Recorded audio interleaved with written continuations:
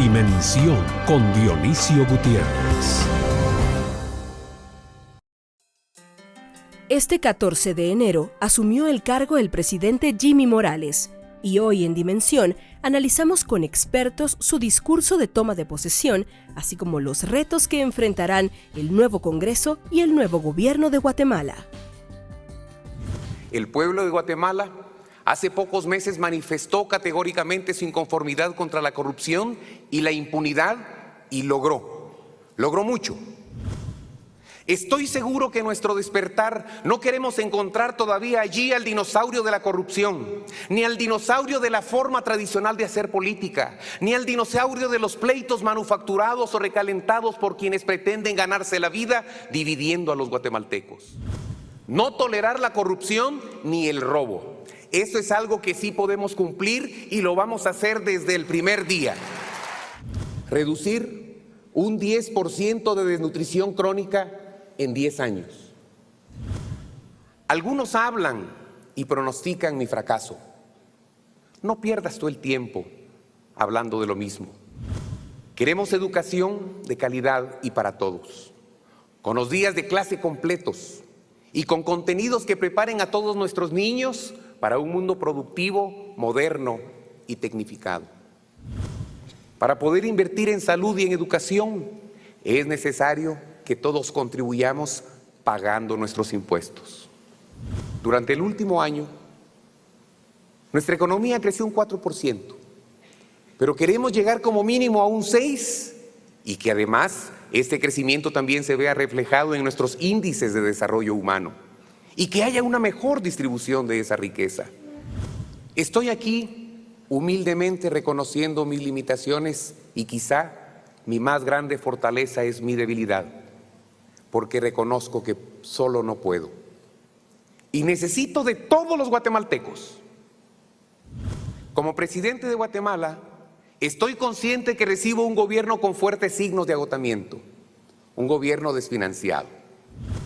Por nuestra patria que vuelve a nacer, me comprometo a dar lo mejor de mí, a vivir una vida de honor, sacrificio y esperanza, a hacer el bien siempre, en público y en privado, a defender lo que hemos logrado y no dar un paso atrás. Me comprometo a hacer esto cada día para lograr la Guatemala feliz, la Guatemala inmortal, la Guatemala que todos queremos.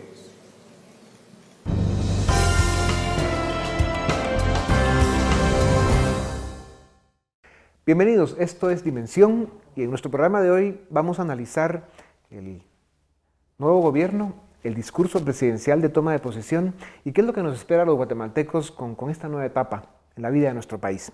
Para platicar de estos temas tenemos a un muy selecto grupo. Se trata de la licenciada Beatriz Colmenares, ella es periodista, conductora del programa La Sobremesa de Emisoras Unidas. El licenciado Cristian Castillo, él es analista político de IPNUSAC, que es el Instituto de Análisis e Investigación de los Problemas Nacionales de la USAC. Y el licenciado Enrique Naveda, él es coordinador general de Plaza Pública. Licenciada, señores, bienvenidos a Dimensión.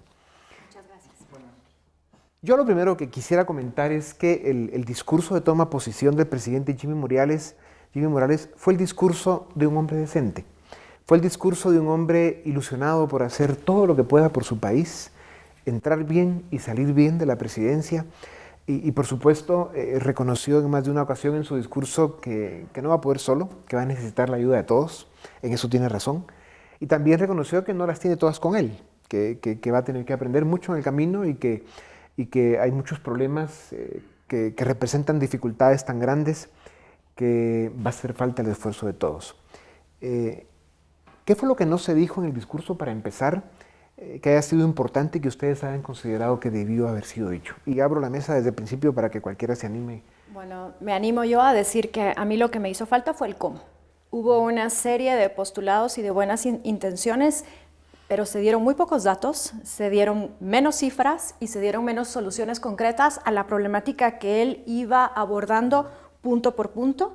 Me faltó, y mucho, que se mencionara, por ejemplo, a la Comisión Internacional contra la Impunidad en Guatemala.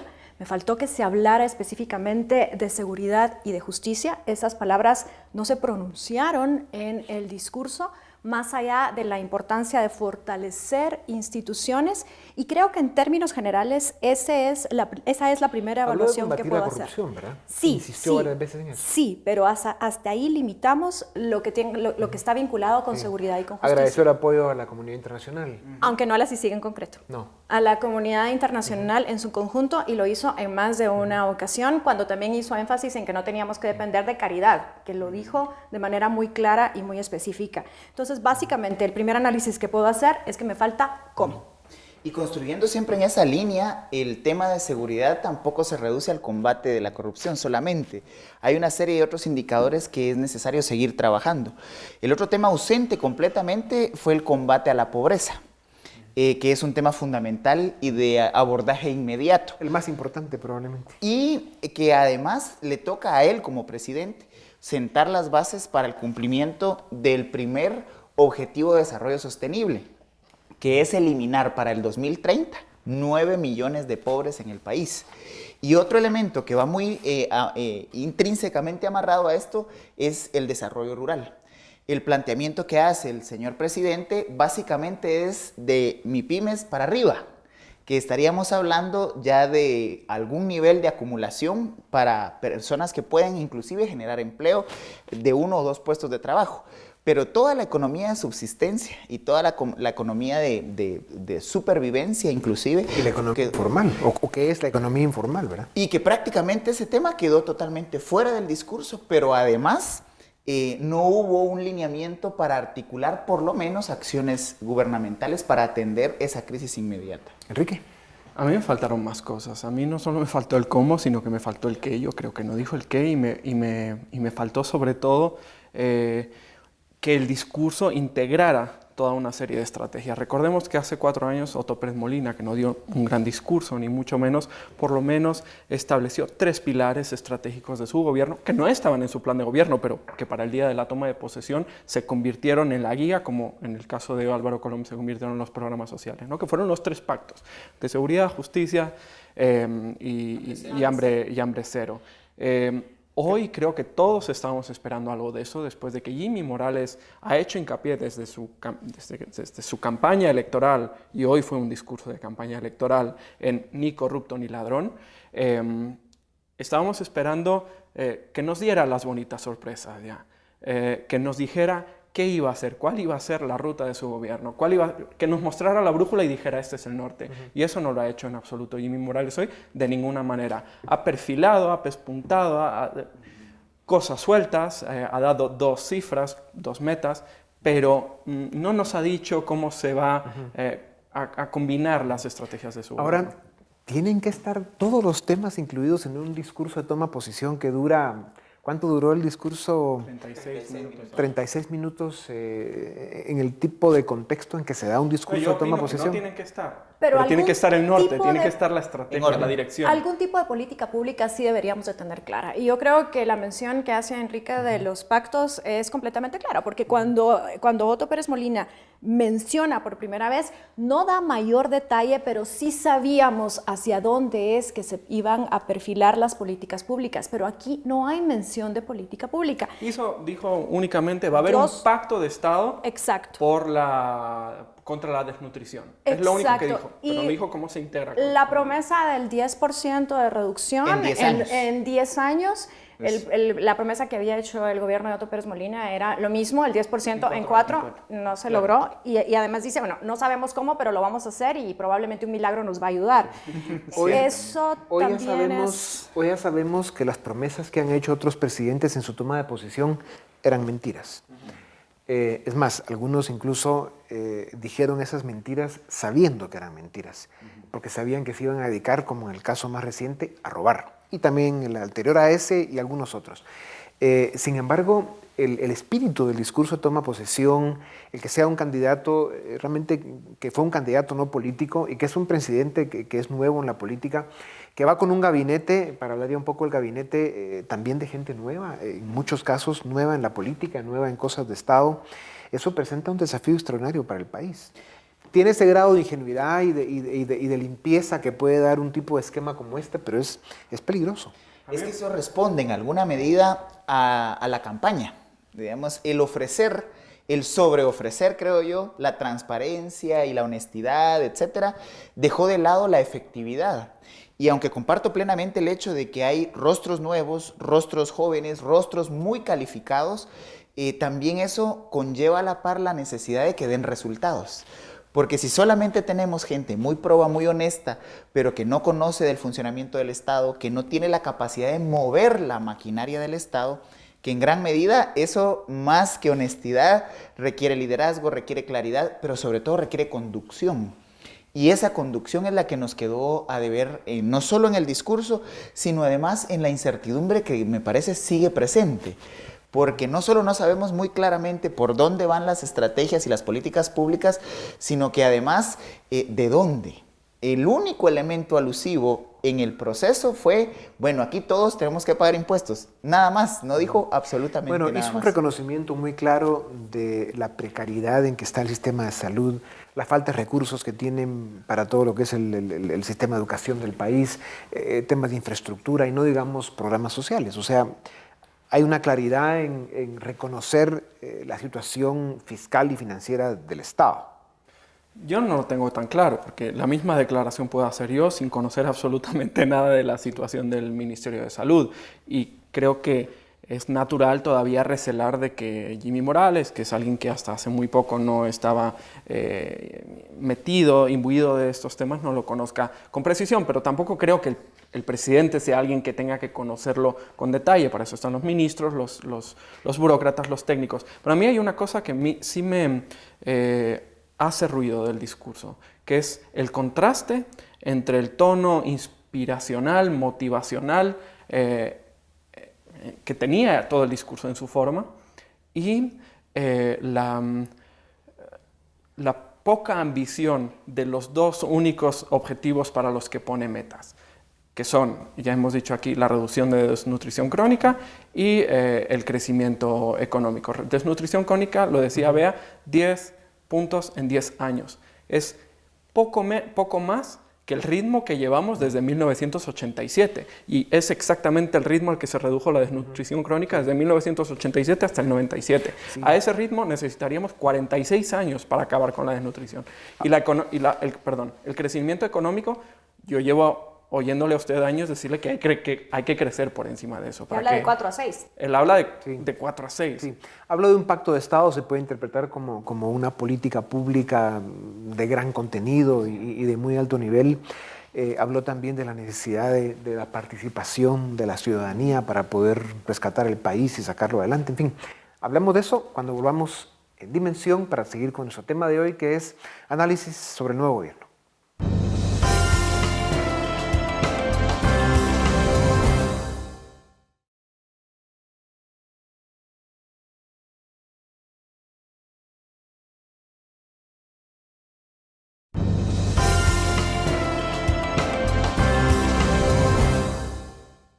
Bienvenidos, esto es Dimensión y seguimos con el tema de hoy, que es análisis del nuevo gobierno. El Congreso, hablemos un momento de los señores diputados. Tuvo un atraso de varias horas el evento de toma de posesión porque se supo que había una discusión interna en el Congreso a ver quién se quedaba con la directiva y que andaban ahí promoviendo incluso algún tipo de negociaciones que podrían ser extrañas. De último segundo.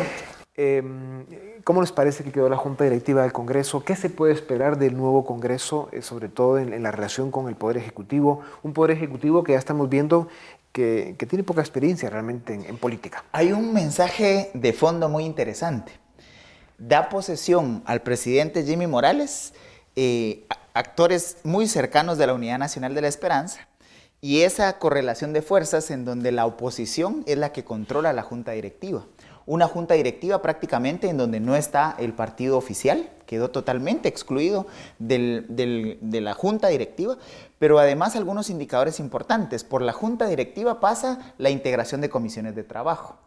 Y las principales comisiones de trabajo van a quedar seguramente en manos de las bancadas mayoritarias, que sí quedaron representadas en esa junta directiva. Además, el manejo de los incentivos que generan correlaciones de fuerzas favorables. La contratación de asesores, la distribución de espacios, la distribución misma de las comisiones de trabajo como tal, no solo las presidencias, sino las integraciones.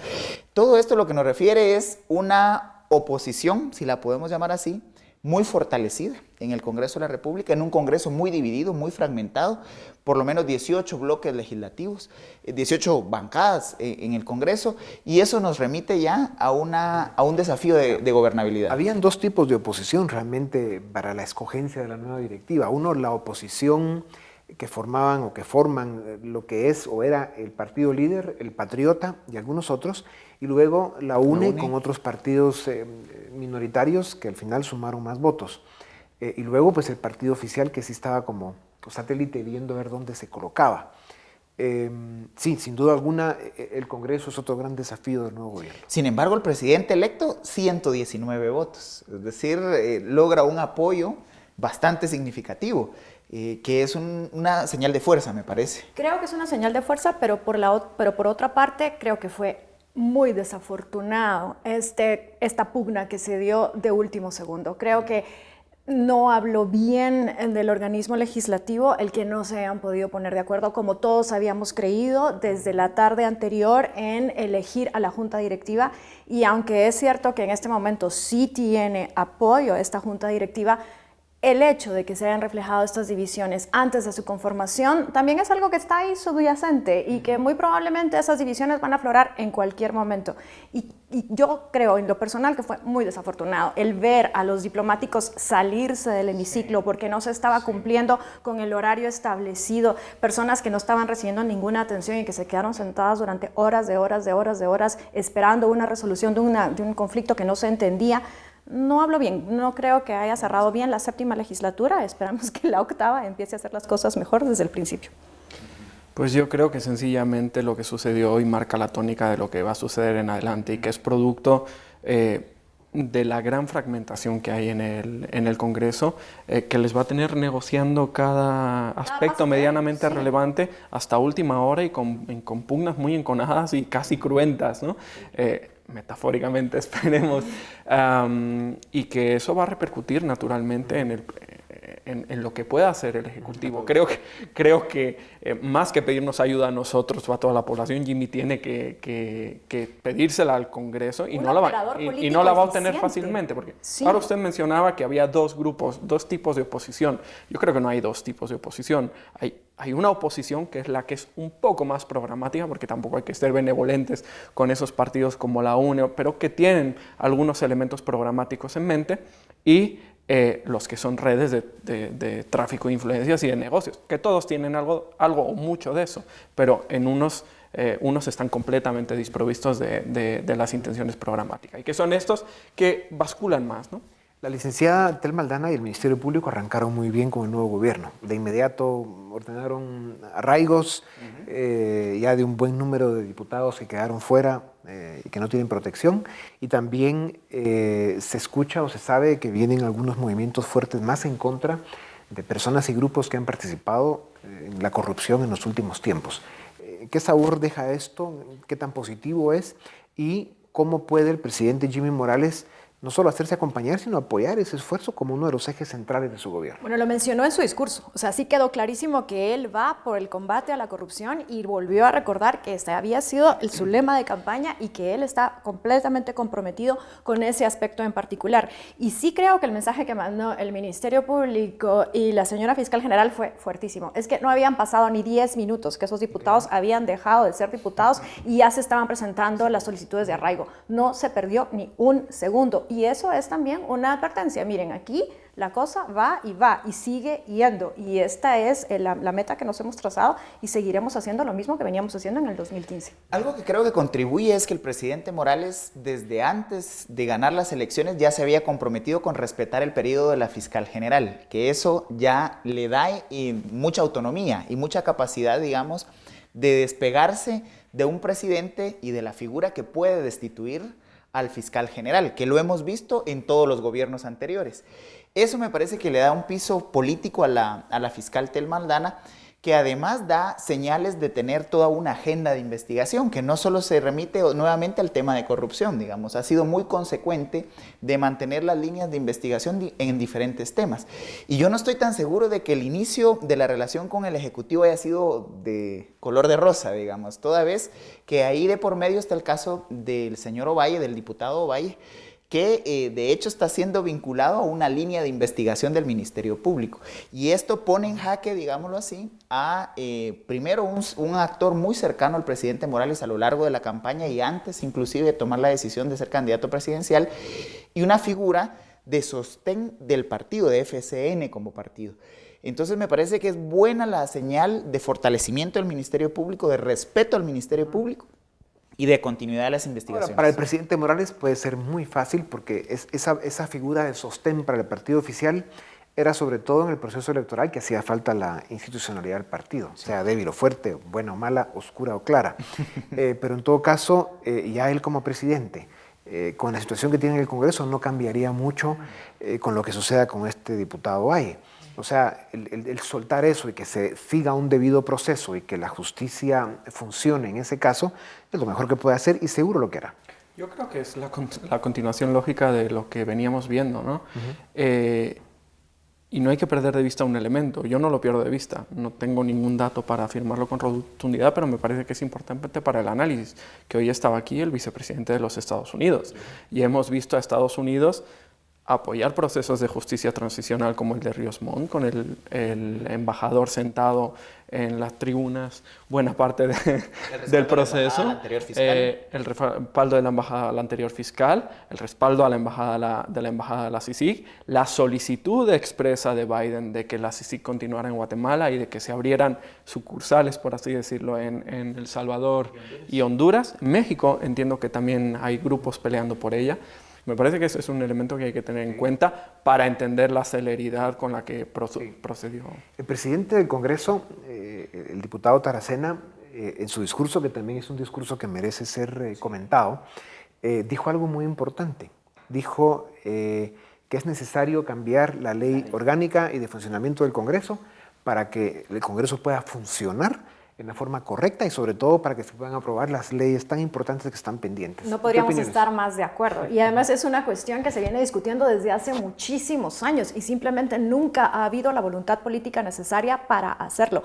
Las cosas no pueden seguir ocurriendo en el Congreso como pasaron en los últimos 4 años. Eso es insostenible. El hecho de que la capacidad que haya para bloquear el legislativo en cualquier momento, una interpelación y aquí no pasa nada. Y él lo reconoció en su discurso. Es fatal, o sea, es fatal. Eso lo tienen que cambiar. Y yo esperaría que este discurso sea una toma de conciencia de que sí hay que cambiar y que la población está demandándolo. Porque un plan de acción. Pareciera ser que se han hecho hasta ahora de oídos sordos. O sea, estas demandas no vienen de ahora, vienen desde hace mucho tiempo, pero en el Congreso las cosas hasta el último momento se hicieron de la misma forma, a pesar de que los guatemaltecos estuvimos en las plazas durante todo el 2015, el Congreso no cambió su manera de actuar. Yo creo que el discurso del presidente Taracena ese sí fue contundente.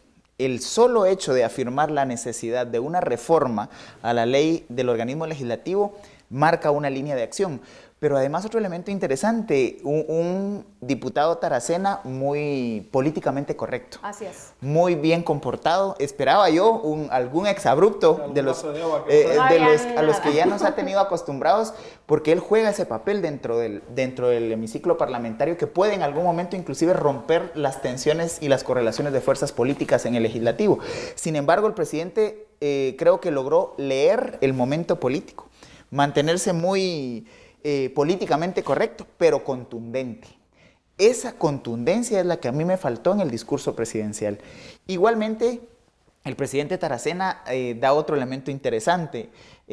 Llama a una oposición de altura, una oposición política que contribuye a la construcción de país y reconoce que el presidente Morales es un presidente con mucha legitimidad formal, es decir, un gran respaldo a través del voto y mucha simpatía, pero también con la vulnerabilidad de perder rápidamente la legitimidad subjetiva. es decir, el apoyo de la ciudadanía a las decisiones que vaya tomando.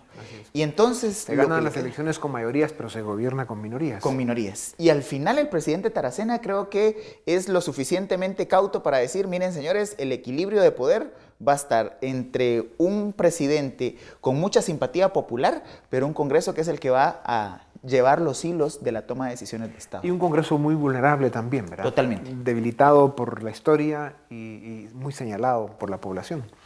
Pues a mí me parece que el discurso de Taracena es el negativo fotográfico del de Jimmy Morales. No tiene ninguna intención de emocionar ni de protagonizar nada, pero dice como en un tiempo muy breve, dice cosas interesantes y marca una dirección. La primera, la reforma a la ley orgánica del Congreso, que a mí me intriga, porque yo se lo vengo oyendo decir desde hace semanas, cuando él estaba anunciando que aspiraba a presidir el Congreso, y yo decía, bueno, con esa oferta, ¿cómo van a...?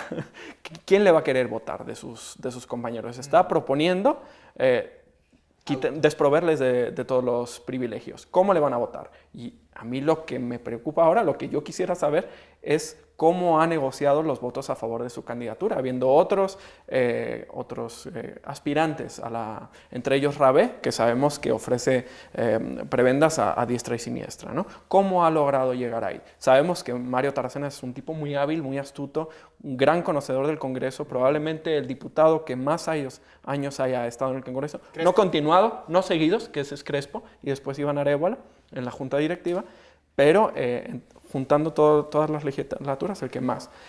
Y a mí también me llamó la atención ese distanciamiento de Taracena de su imagen habitual, ¿no? Él nos había convencido de que era un histrión, hoy el histrión fue Jimmy, él nos había convencido de que era un histrión, de que era alguien que podía dinamitar el Congreso, y se presentó, no voy a decir como un hombre de Estado, pero humildemente como un buen director de orquesta, ¿no? Tranquilo, pausado y con ideas. Volvemos en un momento para seguir en Dimensión, el gobierno de Jimmy Morales.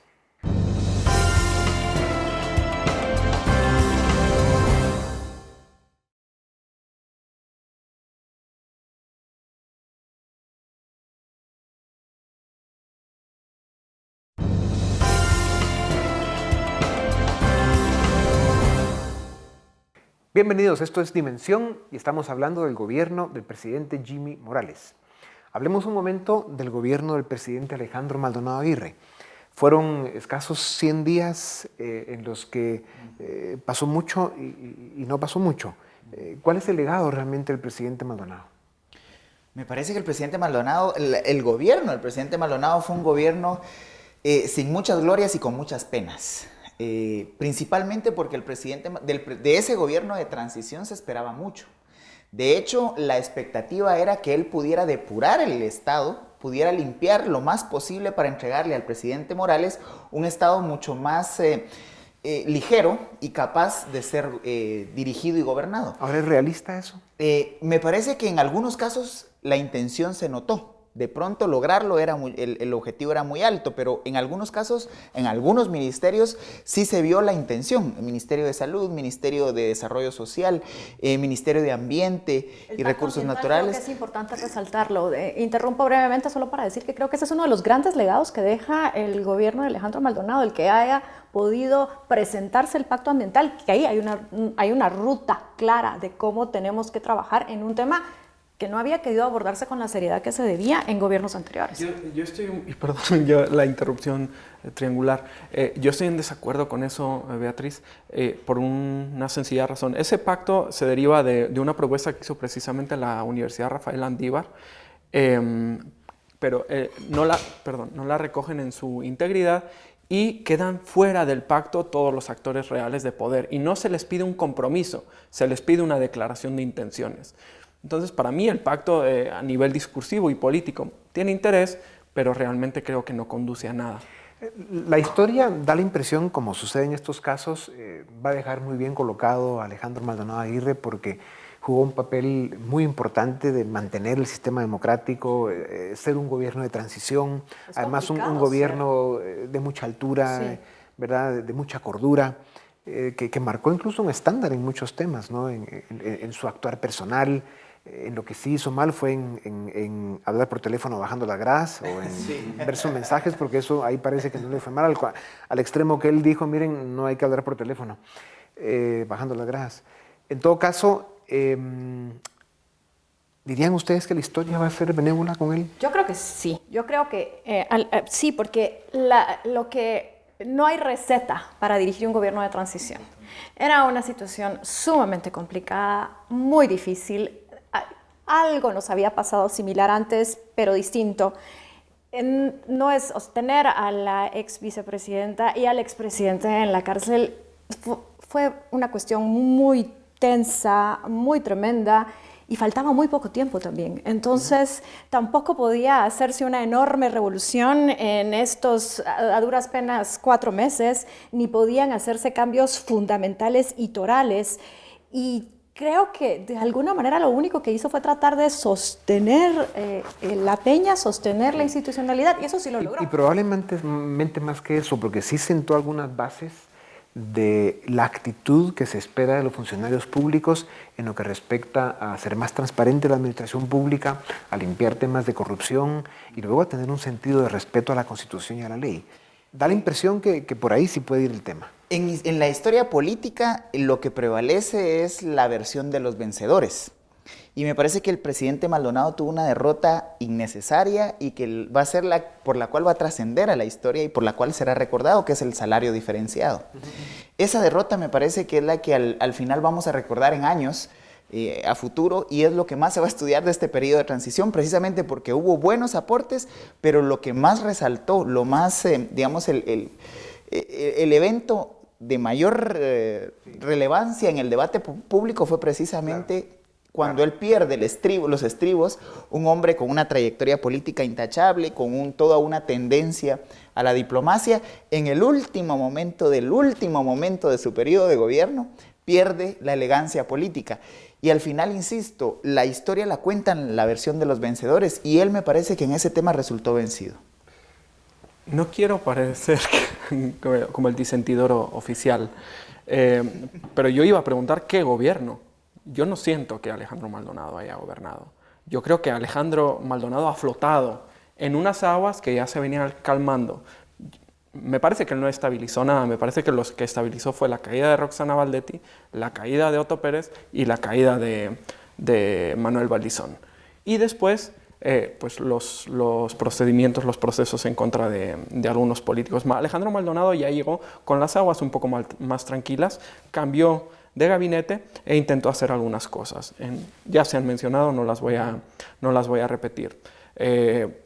Quizá el ministro que más presencia pública ha tenido ha sido Mariano Rayo. Se ha hablado de corrupción constantemente. No he visto que haya ningún proceso nuevo por corrupción incoado o propiciado por el gobierno de Alejandro Maldonado Aguirre. Y la verdad es que tampoco ha ni siquiera tratado, no lo hemos visto, de promover ninguna de las reformas que se esperaba que él promoviera. Ahora, Enrique, estás analizando las cosas que sucedieron, pero en política, y más en una situación como esta tan compleja, hay que analizar también las cosas que no sucedieron y que menos mal que no sucedieron, porque las cosas negativas que pudieron haber pasado para el país eran incluso peligrosas, ¿no? Desde un golpe de Estado hasta, digamos, una inestabilidad muy grande en el Estado que hubiera realmente provocado cualquier cosa en el proceso electoral, que el proceso de transición y la transmisión de mando hubieran sido un caos, o sea, que hubiéramos perdido el control como país. Esas cosas no sucedieron. Lo que evitó... ¿A qué se debe? Yo entiendo eso, pero no creo que se deba a Alejandro Maldonado Aguirre. Yo creo que si hubo riesgo de golpe de Estado, ese riesgo ya se había conjurado. Ya no le tocó a Alejandro Maldonado Aguirre enfrentarlo. Si me permiten poner un elemento en el análisis, creo que lo que descompresionó la tensión de esa amenaza fue Cambray. El evento de Cambray 2 lo que hizo en el país fue sacarnos del debate polarizado que se estaba dando después de la primera vuelta de elecciones generales y logró promover un sentimiento de solidaridad y de unidad nacional. la respuesta de la sociedad guatemalteca a atender a las víctimas del Cambrai, me parece que fue lo que en gran medida sirvió como válvula de escape a una presión política que estaba llegando a niveles realmente preocupantes y que la amenaza de un golpe de Estado se mantenía constante. Yo voy un poco más lejos. Bueno, yo dije que no creía que Alejandro Maldonado hubiera hecho nada para conjurar ese peligro. Pienso que sí hizo algo, que fue la elección de su gabinete. Eligió personas que podían, que tenían conexiones que podían evitar que algo sucediera, pero además está la tutela mucho más próxima de Estados Unidos que la que teníamos antes y que quizá es menor que la que preveíamos que iríamos a tener en el caso de un gobierno de Manuel Valdizón, pero esa tutela no la podemos pasar por alto. El sistema de justicia, el Ministerio Público en especial y por supuesto con el apoyo de CICIG, están logrando que sucedan cosas extraordinarias en Guatemala. Algunas polémicas en las que pueden haber distintas opiniones o incluso enfrentamiento ideológico.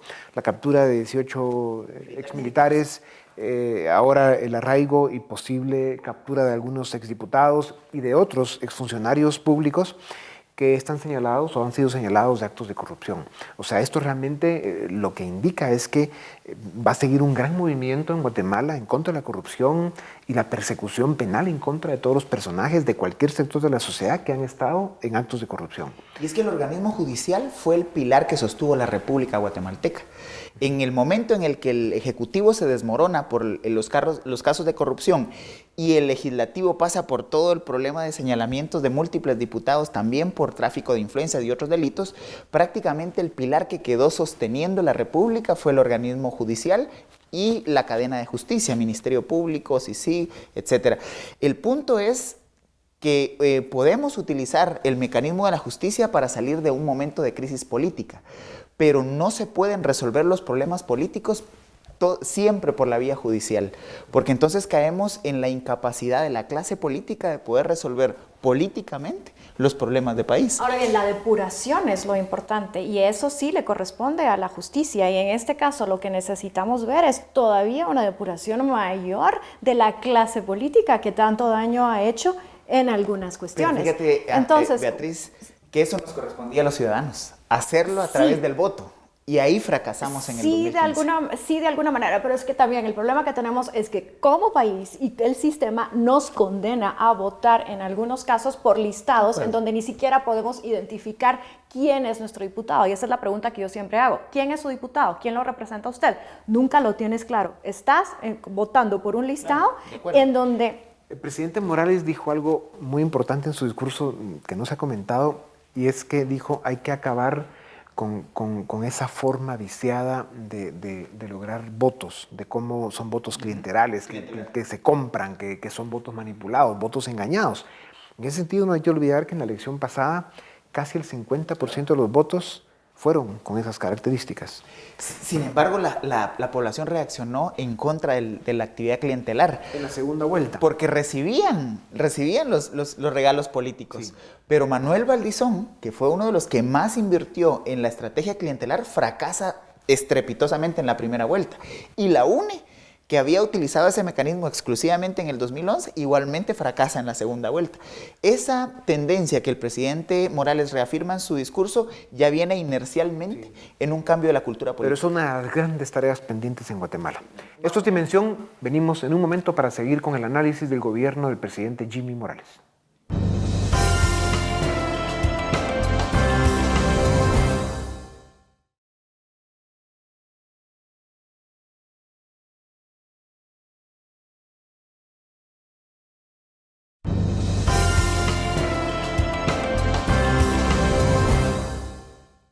Bienvenidos, seguimos en Dimensión. El tema de hoy, el gobierno del presidente Jimmy Morales.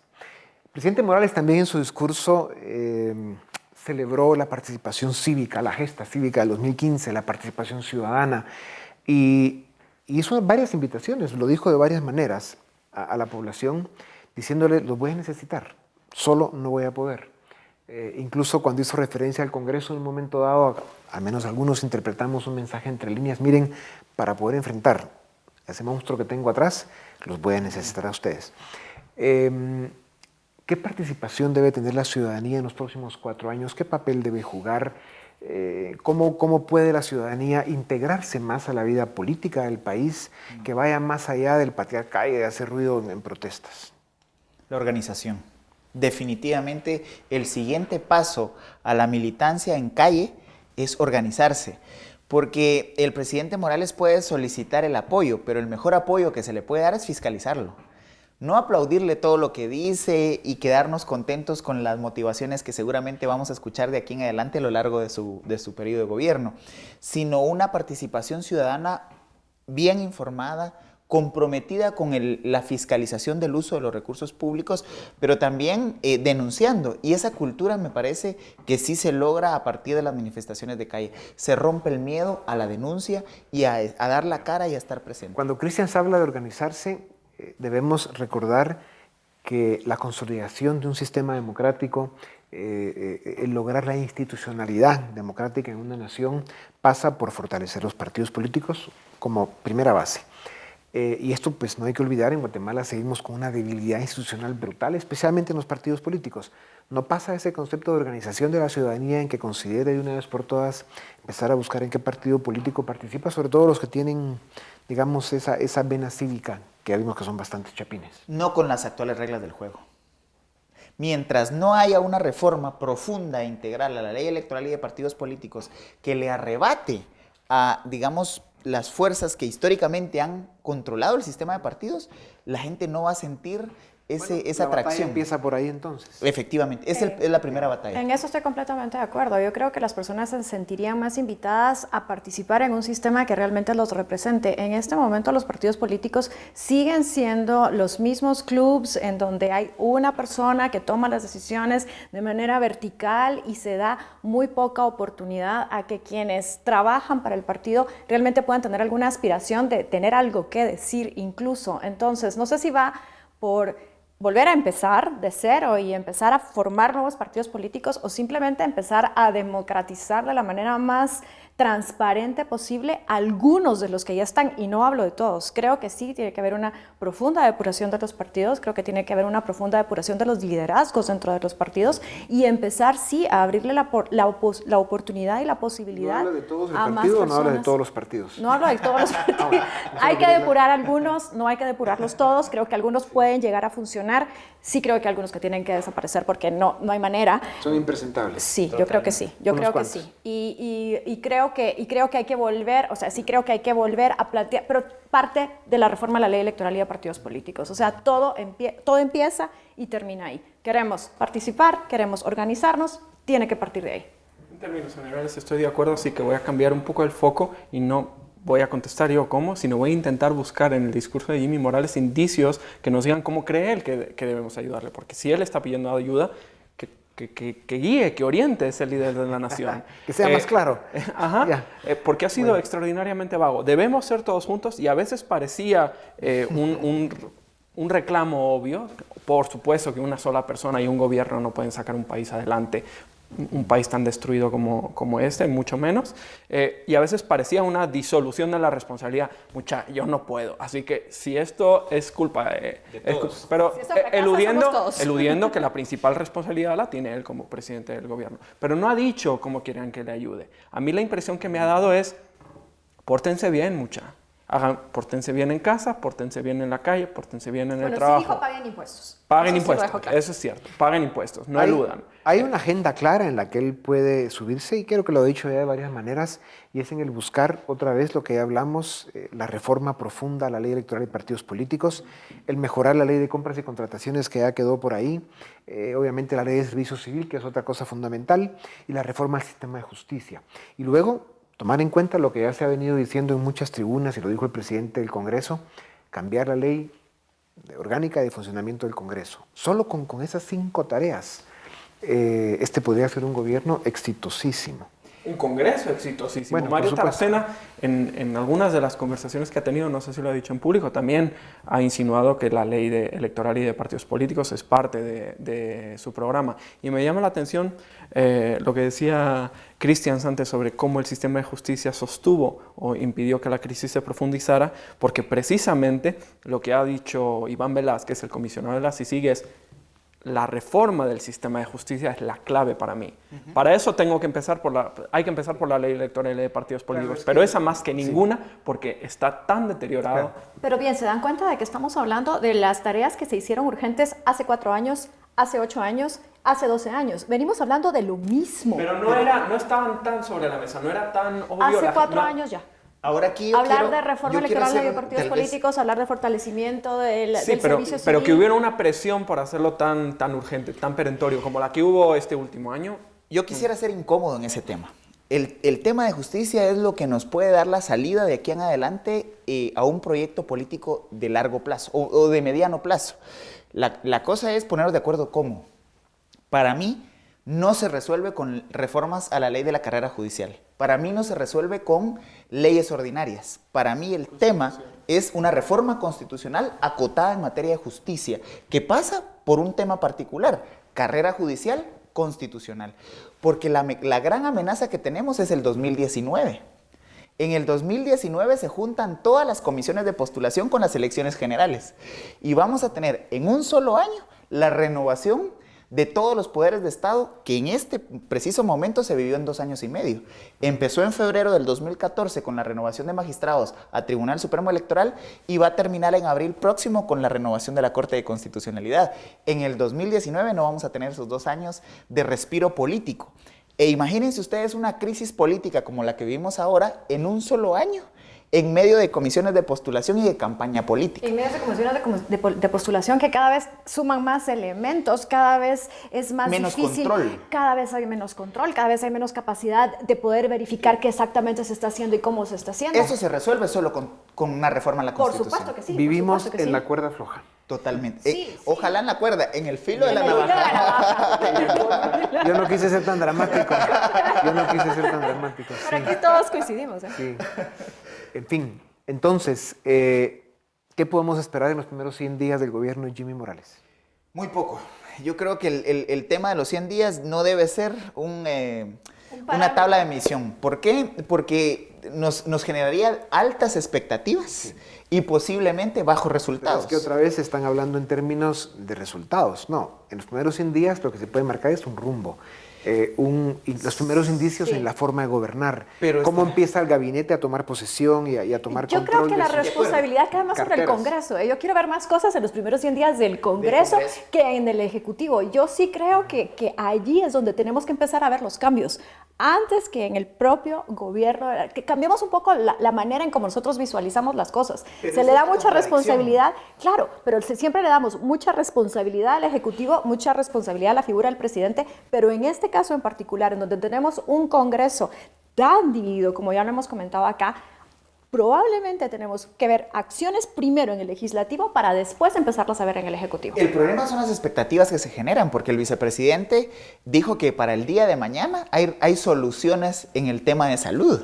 Es decir, dijo el día lunes vamos a entregar 100 millones de quetzales en medicinas y vamos a resolver es decir, ahí tenemos contradicciones. Lo que me parece a mí, y comparto plenamente su planteamiento, no se puede esperar en 100 días que personas que no han estado en el Estado, primero entiendan cómo funciona el Estado y segundo, hagan moverse ese Estado. Ni problemas que no se han resuelto en los últimos 30 años los resuelvan en 100 días. Entonces la prudencia es importante. Sí. La prudencia de no levantar expectativas realistas.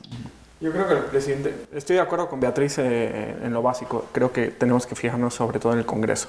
Y en cuanto a la presidencia, a mí me gustaría que Jimmy Morales me diera el tono y me permitiera saber qué esperar de su gobierno, porque eso normalmente uno lo sabe antes de que empiece, pero él no nos ha dado esa información. Son impacientes los periodistas, pero bueno, eso es importante. Él no nos ha dado esa información. Político.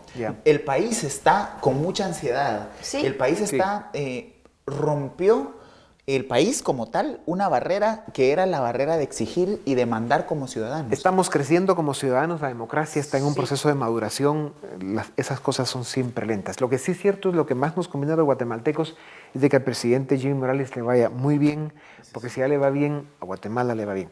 Llegamos al final, muchas gracias por sus comentarios y análisis, seguro que seguirán en estos temas porque ustedes lo hacen además muy bien. Gracias y con ustedes volvemos la próxima semana. Los dejamos ahora con Dimensión Redes. Gracias por habernos acompañado una vez más.